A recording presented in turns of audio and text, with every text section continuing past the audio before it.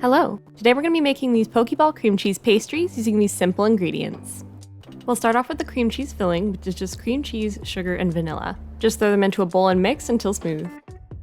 Alright, we're going to be using some pre-made puff pastry sheets. Now this comes with 2 sheets, but I'm actually only going to use one. I'm going to cut mine in half because I'm saving this other one for another video. But you can use both to make double the amount I do. I'm going to start by rolling out the puff pastry into a thinner sheet.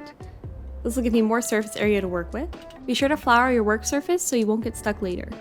Alright, now I'm going to map out 6 Pokeballs. So I'm going to do 6 circles close together. And I'm only going to have this take up half of my pastry sheet because I want the other half to cover them.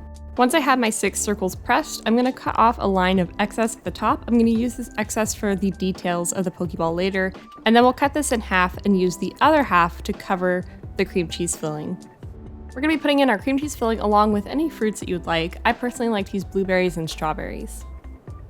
We're just going to add a dollop of cream cheese filling into each of the circles. You can't really see my circles, but I promise you they're there. Now because I'm only using 1 sheet of my puff pastry instead of 2, I'm only using half of the cream cheese filling, so just keep that in mind when making this recipe. Now it's time to add the fruit, but have you ever seen a blueberry this big? I don't think I've ever seen one this massive before, but doesn't matter, should still taste good. You can add no fruits, strawberries, blueberries, or a combination of the 2, whatever your preference is. Next, we're going to need egg wash, so we're just going to crack an egg into this bowl and whisk it together. Use this egg wash in all the blank space on your pastry sheet. So all those edges, we're going to use this as a way to try and seal our pastries in the hopes that they won't burst open later. They might burst open if you overstuff them, but I found this is a good way to prevent that. Set this egg wash aside because we will need it later. Now we'll take the other half of our dough and lay it on top, and to start pressing down all the edges and in between all of the sections, just so we can start to seal these pastries. Now we'll take the cookie cutter from earlier and start punching out our Pokeballs.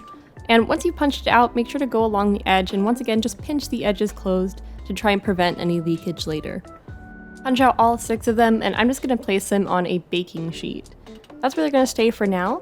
I'm going to push them off to the side and actually work with the egg wash from before. Split up your egg wash into 2 bowls. We're going to use one for black and one for red. So I'm going to add red food coloring and make sure to add enough until it turns red, not orange, and black food coloring so the other bowl turns black. This is how we're going to color our Pokeballs.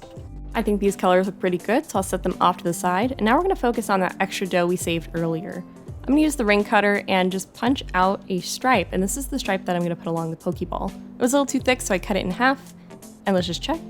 It seems to be the perfect length for the Pokeball. We're going to make 6 of these, and then with the rest of the extra dough, we're going to punch out some circles. These are going to be the circles that you see on the Pokeball.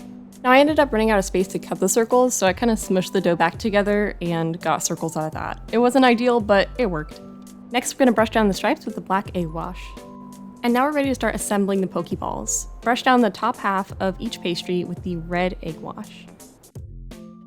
Now we're going to take some of our black stripes and just press them right onto the pastry.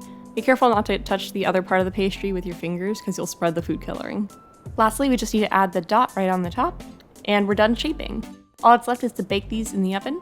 We're going to bake these at 375 degrees for between 13 to 15 minutes. When my timer went off, I still needed another minute. Don't make the same mistake I did. I forgot to set another 1-minute timer and I left them in there too long, so you can see this kind of turned a little bit darker than I wanted it to. But luckily I still had one from the first batch, so here's one from the first batch. You can see it's a little bit lighter in color. Regardless, they taste amazing and I highly recommend this recipe to anyone. It's easy and it's a quick, fun project. Now if you're wondering what I'm using the other half of the dough for, I am making some Dragon Ball pastry, so keep an eye out for that video coming soon. If you have an idea or you just want to say hi, drop a comment down below. Thanks! Bye!